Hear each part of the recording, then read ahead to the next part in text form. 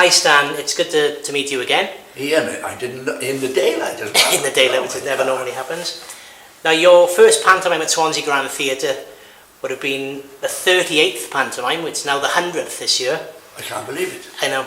And it's Red Riding Hood it was, with yourself, obviously, Yeah. Ozzie Morris. Ozzie, Ozzie Morris. And we had several people, of course, who used to work at the Co-op. They were footballers on the milk in the mornings. So we formed a football team. And we had more fun at that time playing football, I should think.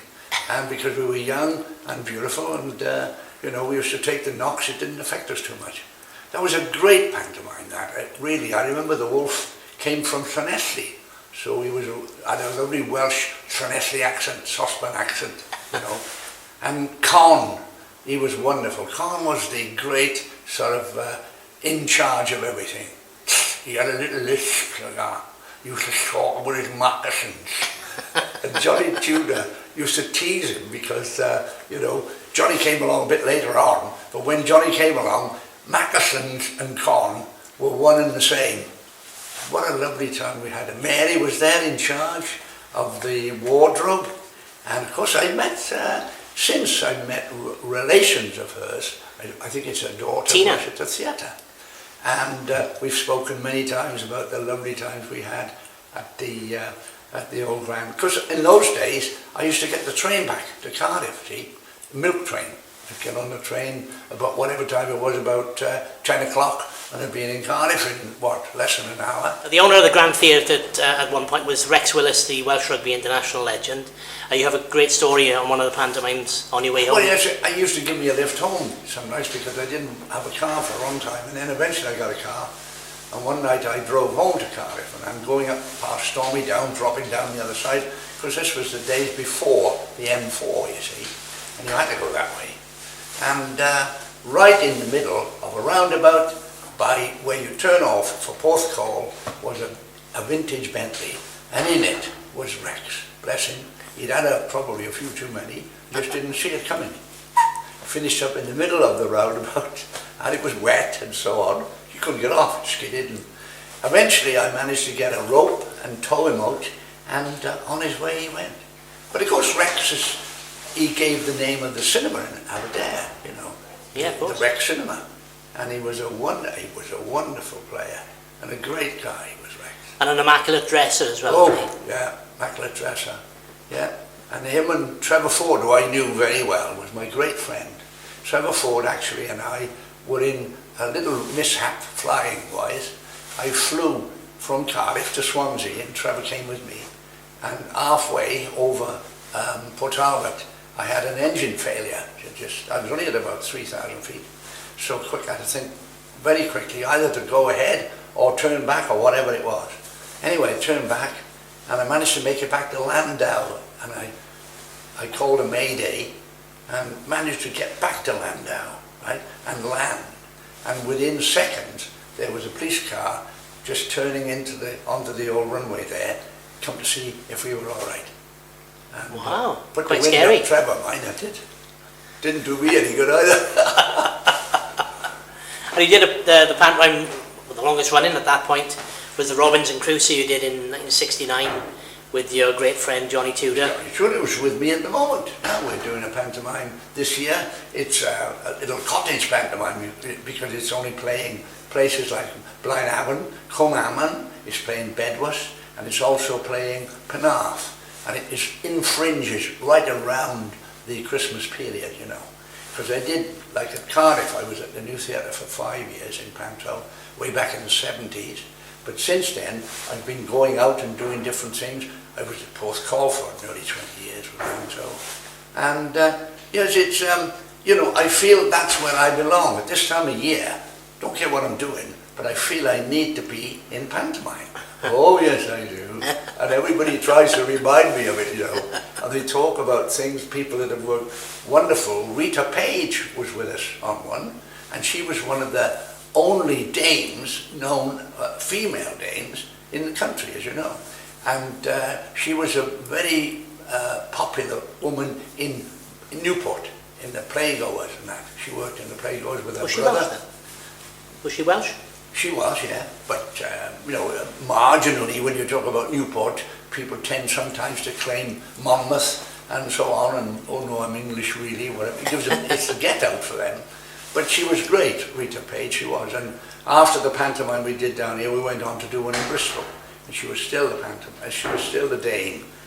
And, you know, I worked with lots of marvellous dames in pantomime, but it was strange working with a lady because you had to be careful, naturally, what you alluded to with regards to dress and things like that. I mean, most people, comics especially, who play dames, they either got a little fag, or used to have a fag hanging down here, Len Lowe and Len Howe and people like that, you know, but, I worked with Morecambe and Wise, I think, were a time when we worked together. It was a, what can I say, from our point of view, it was the best times that in show business that we'd had. You know, I'd been in the forces and come out. They hadn't been in the forces, but they'd only just come into the business. And then eventually, round about the early 50s, when we first got together, and then we were together for 7 years in pantomime. And of course, I look back on those days and the pictures that remind me of those things. As a matter of fact, little sad note now again, because they're both of the lads are gone, but little Ernie, actually, his wife Doreen, who was down here with us when we did the Empire, she's had a stroke as well just recently, and she met up with someone from Swansea, funnily enough, when she was on a cruise, and they had a little sort of thing going with them. But then before they could do very much about it, I think she moved to Swansea, got a flat in Swansea, and before they could really get together, she had this woman's stroke. And today, for instance, in the Western Mail, I think we're trying to get a mobile stroke unit up and going in Wales. That's Dr. Shetty, who was in charge of the stroke situation in Wales, and a wonderful girl from Germany, actually Iris Grumwald, who invented this mobile stroke unit, and hopefully we're going to put one down in West Wales. So instead of rushing people to hospital who have a stroke, they can work on there and then, and they can do all the talking and so on, and it saves time, and time is of the essence of the stroke. Of course it is, of course. Yeah. So I've spoken to Doreen a few times, bless her, and I'm hoping in the new year, Lord willing, that we'll go and try and meet up with her again, because she's back in London again now. And of course, with Morecambe and Wise, that was in Swansea. You did the Empire Theatre, which sadly no longer with us. Even the theatre itself. I know. I remember the man who used to be the stage doorman, who used to be a fireman at night, and he was the night watchman. But he was an ex-clown in the circus, and what he used to do in those days, he had so much time overnight, he used to collect all the silver paper from the streets or whatever it was, and he used to make model airplanes. And for the kids, members of our sort of showbiz family that were there, like two of my sons, there was a little, on a dressing room table, there was a little airplane or a bus or what, and he'd made them all out of silver paper. Oh, wow. Yeah.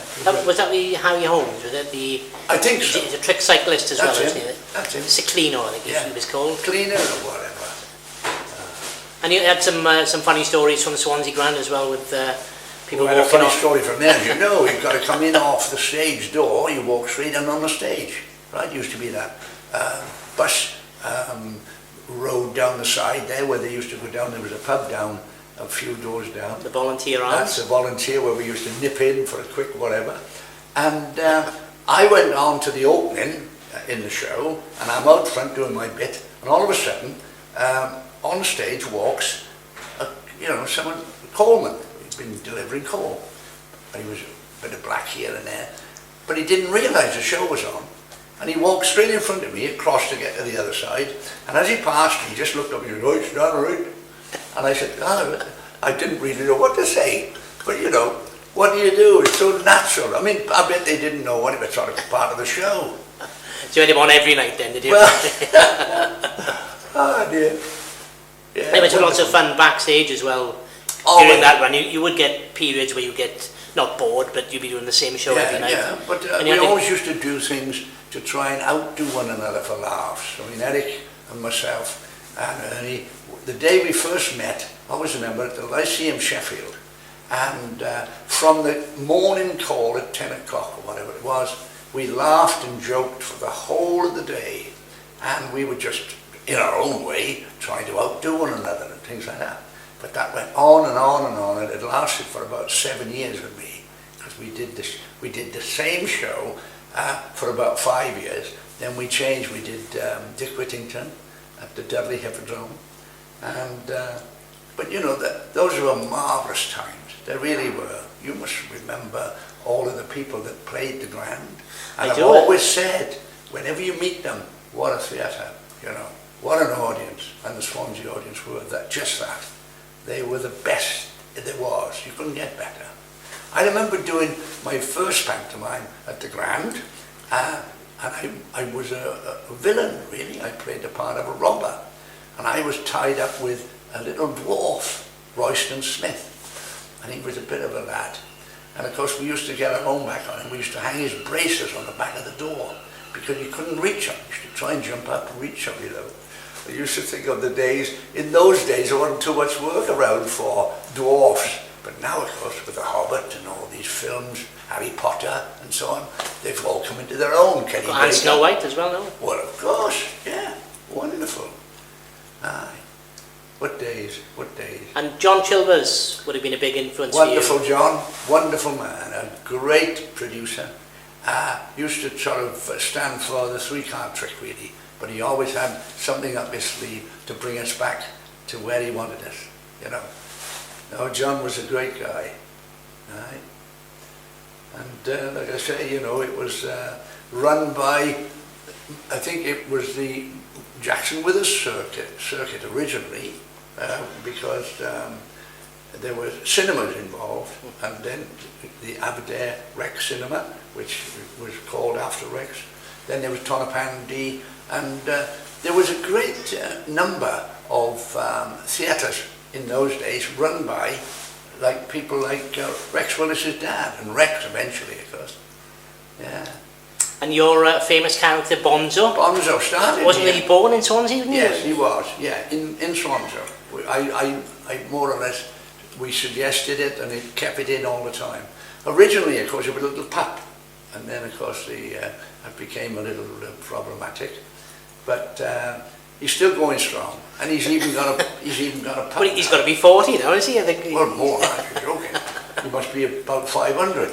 Because Bonzo got a pup, you see, baby Bonzo.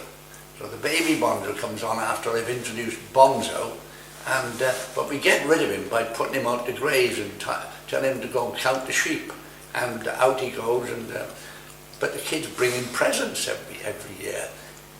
When we play the same places, they bring little packets of sweets for him and ask him, can I give him to Bonzo and so on. So it's a little something that you feel, well, you know, I did that. I was responsible for that. And the kids look upon him as a real dog. And I have to try and kid him along. But isn't it great that children still believe? That's right. And it's innocent. I mean, opposed to all these people who put the damper on things and says stupid things like this, no father, because it's all that, just to get reaction, you know. Never do that. No. I want to keep kids as long as they can be, because, you know, it wasn't all that long ago that I was a kid. You know, when I think about it, living in Pencoed and going to Bridgend on the Western Welsh bus and thinking I could have been going to Las Vegas, you know, going to Bridgend from Pencoed. My goodness, it was about 10 minutes on the bus, but that was it, you know. Yeah. Do you have any memories of pantomime yourself before you were in one? Had you ever seen one before? No, I hadn't, Ian, really, because, you know, Pencoed. Again, I suppose I would have gone to Porthcawl on the Whitsun Treat to see certain things, and I would have played in the sand pit there where the train goes all the way around, and that was my memory of Porthcawl. And when I was eventually able to sort of put shows on myself and work in places like that, Porthcawl was one of the first places I went to.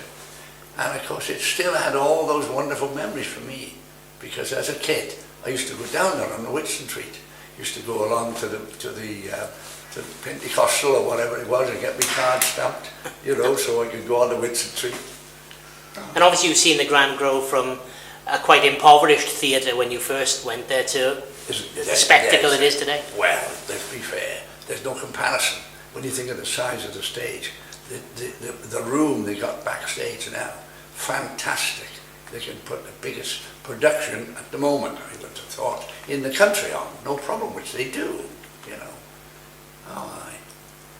Oh, you must have a lot of things too, a lot of happy memories about the Grand. I mean, because you've been treating it as your baby for many years. For many years, yeah. It's been great, and it's, for me, early memories with me were Ryan and Ronnie pantomimes. Well, of course.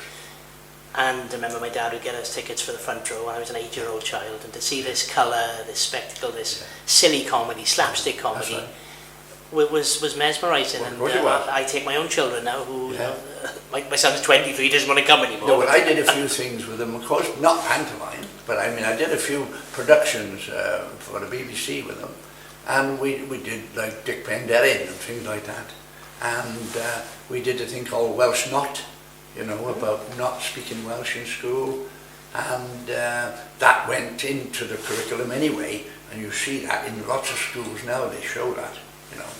And it was a sad day when Ryan left us, because I worked a long time with Bryn Williams, you know, and Bryn was always with Ronnie and Ryan, and then he went, bless him, but he worked a lot with me in pantomime, Bryn Williams, and you know, all lovely memories.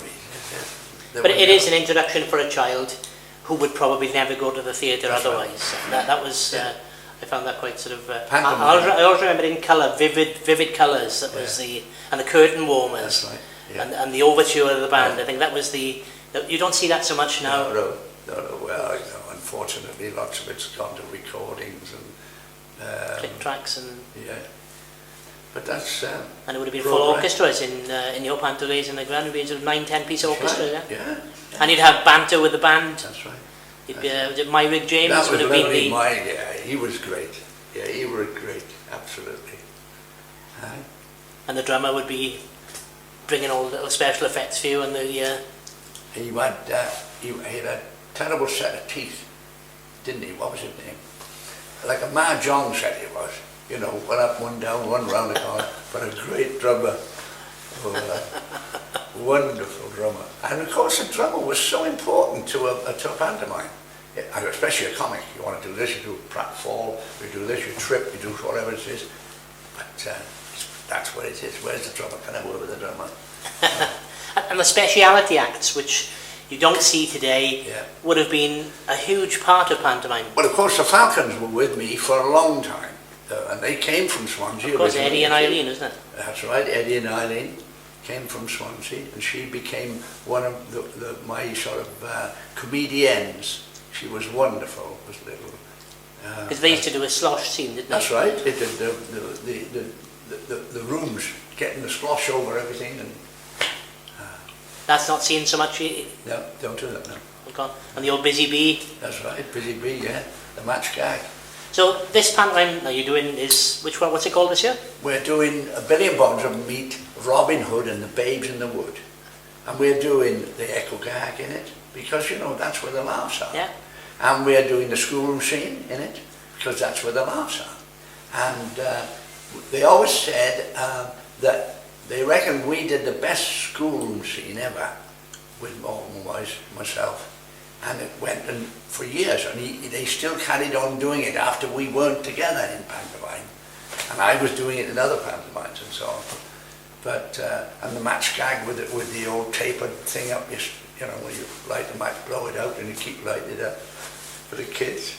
Of course, there again, you'd be, might have a few problems now with the health and safety with matches, live matches on stage and so on. Oh, there's things you can't get away with now, which you could get away with. Even flying is very expensive to do now. What? I remember Humphrey Have you ever been flown? Yeah. Oh yeah. I used to, when I went to the Grand Theatre at Wolverhampton, Humphrey Stanbury, the manager there, was also in charge of a flying company, and he liked to fly everything, you know, in the show. He was the producer as well. Humphrey, like. Well, good days. I know you better get on because you've got a million things better to do something, yeah. Better do some work. Yeah, it's been great talking to you, Certainly, mate. it's been a pleasure. And I do envy you down here because, you know, Cardiff is lovely, but I don't know, there's something about Swansea. Something about Swansea. Warm feeling, isn't it? And only living originally up the road in Coincide. Yeah. See. And, it's quite interesting that it's the 100th pantomime at the Grand this year. And from all my research, we think it's the only theatre in the UK to have achieved 100 pantomimes. Fantastic. Which is nice, isn't it? So yeah. Well, let me shake your hands. Definitely. Thank you very much. Thanks for your interest.